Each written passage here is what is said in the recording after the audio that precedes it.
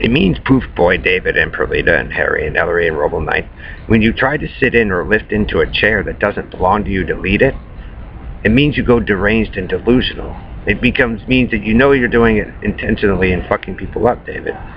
Elton and Doug and Morgan, Steve Jones, it's all Americans. It's not a good thing, David. Use your own common sense. You're going to war with me, mutilating us up and fucking torturing our eyes, and then you think when you come up into the throne with Perlita or the robo-rapist Knight or Harry or Ellery's and his shitty boxers or the Jonestowners and the Negroes that you're going to get a paradise out of it, that you'll be the ruler of Zion. It'll just say in a neon light, Zion, Eden, and land. It's in your name there, Masonic child, John or Adam. Picking street to make it easy. They're doing it for you.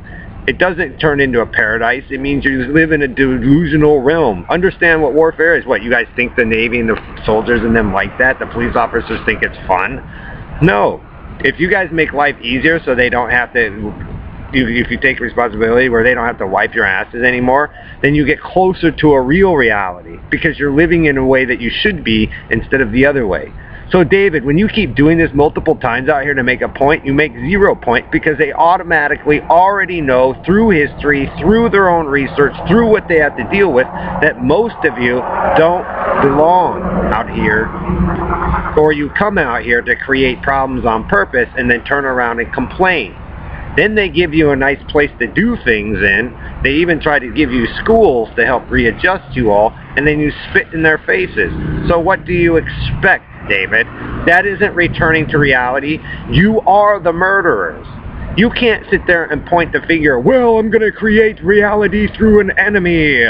That's what reality is. No, David, you're a spoiled piece of shit that gets covered for daddy coverage for you. Go see him yourself, David. Quit. I'm not gonna help him. Why don't you go see your mommy and daddy yourself, Dave? Instead of bothering me to do it for you and through a certain line. Because when I was set in, David, it's with those girls, my relatives. When Joe and them separated that, and Ellery, we're going to do a religious lesson to teach the Karen, and you guys keep claiming something and forcing your way in to become gods, that isn't returning to reality. They could be sitting on the other side going, we won. That isn't reality.